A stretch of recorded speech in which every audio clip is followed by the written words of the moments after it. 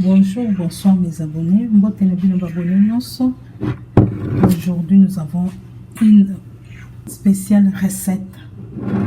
Nous allons faire noix de coco caramélisée au lait nido. Nous avons les noix de coco ici.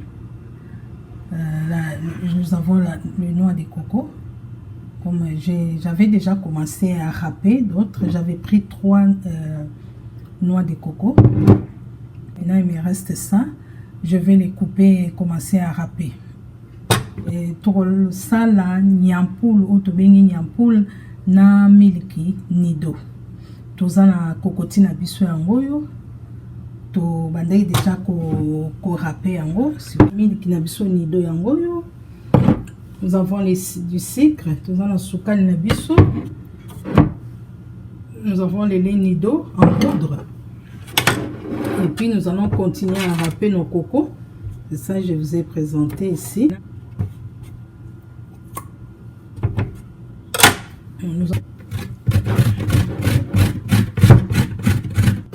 Ok, bienvenue sur ma chaîne. Vous pouvez vous abonner. C'est gratuit. Comment faire des noix de coco caramélisées avec les lait nido.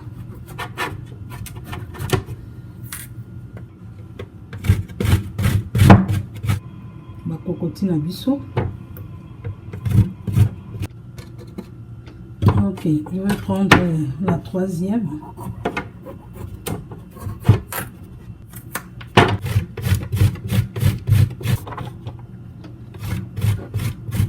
Les noix de coco sont ici. Nous avons râpé, c'est ça. Yango yo to râpé coco na biso.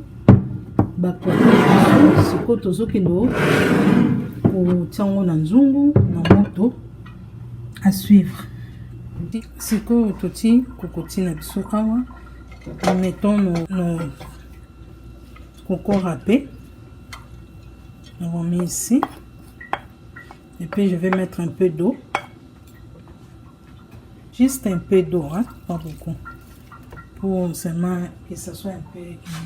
Toti mai mouké pour être un peu humide. Parce que mai bima na pokoti, tant na mando poisson na pokoti. Et sopa na kinos. Nan toti secrété, na milik na biso nante. Ce qu'on tokozwa, sucre na biso tokotia. Quantité à sucre au bien boningi, hein. Sucre les capété, hein. Et cocoti so pesant la secrété, ils allont un peu bien. C'est pour tokozwa miliki na biso pe tokotia. Ah oui. Coco caramélisé avec le lait nido. Nyampoule. La fois passée, j'avais fait juste avec du sucre. Aujourd'hui, je fais avec le lait nido.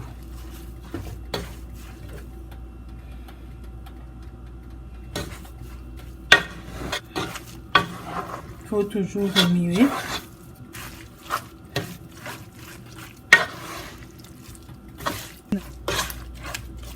Coco et bandio bilisamaï.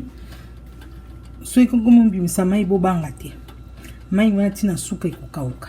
Sucre et comme ramai so toti na moto. Na sima et ozonga nango sunde ngezalai. Et comme caramélisé. Les recettes moko, les vraiment kitoko.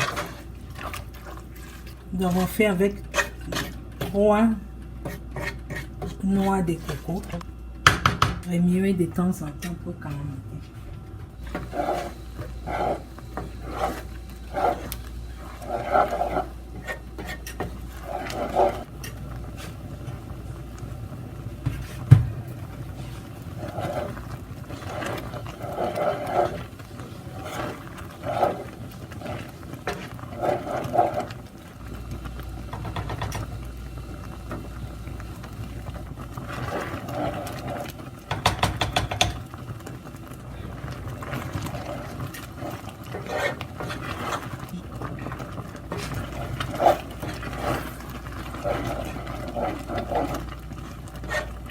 Il faut vraiment remuer de temps en temps. Tout balolaka de temps en temps. Tini na biso ekokoma kokaramelize.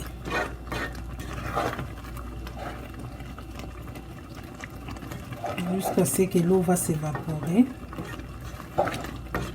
Nyampoule avec les lignes d'eau. Vous avez vu, l'eau commence à diminuer.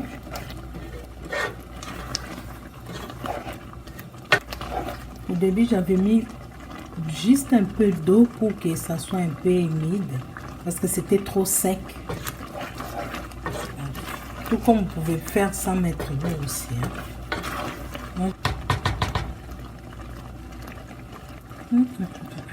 C'est très bon. Très très bon. Je n'ai même pas encore fini, mais c'est bon.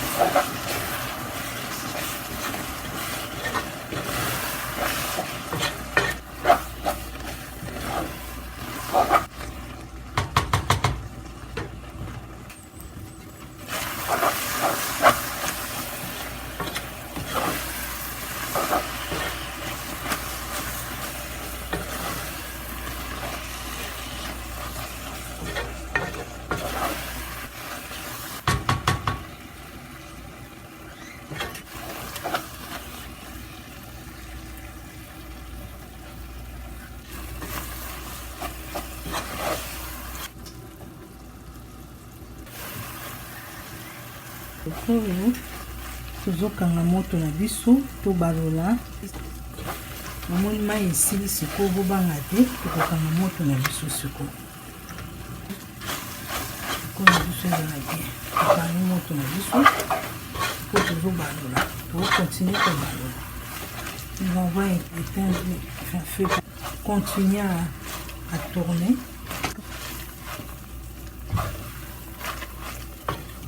On continue à kobana. Surtout on gosa la bambouma pour gosa na ngoupé.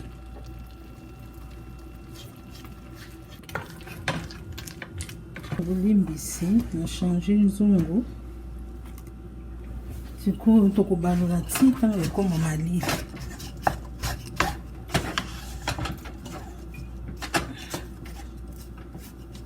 Je vais changer la marmite. Nous allons tourner jusqu'à ce que ça va refroidir. Là, je fais une boule. Vous les voyez, une boule. Ok. Nous allons tourner vraiment jusqu'à ce que ça va refroidir. Je vais changer la marmite. Comme ça, ça va vite refroidir.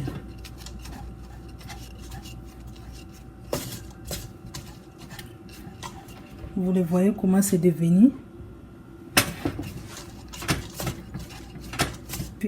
Si vous voulez faire une petite quantité, vous diminuez seulement des ingrédients. C'est vraiment délicieux. C'est très délicieux cette recette-ci. Des nyampoules. Coco, noix de coco caramélisée. Vous voyez comment c'est devenu. Il faut que ça refroidisse. Vous allez voir comment ça va devenir. Il faut vraiment commencer comme à l'île Bomo la bille moronde de coma. Parce que ça dans le moto, on a changé kinzungu. Parce que nous on a qu'ils kiniti. Il y a coca. Pour a changé nous pour monter ici la noki. Tout comme la coco tient la bolle à mon nez mbalamoko. On monte ici la main pour faire parce que il faut qu'on balo là quand les sous. Mais moi tout calme. C'est qui a boule et bon. Mais elle a préféré que ça n'a boyé à moko.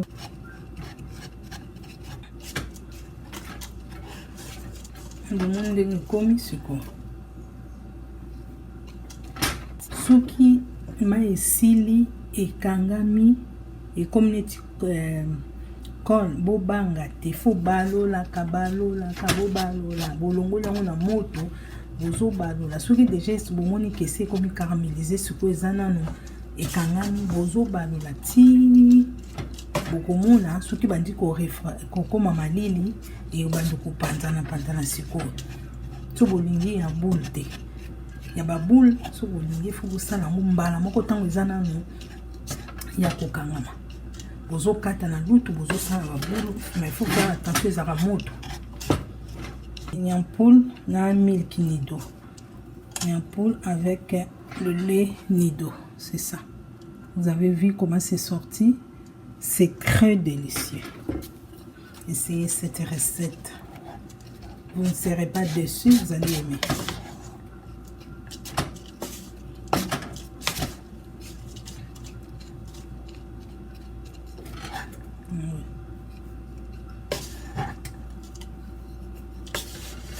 Le monde est comme poussière.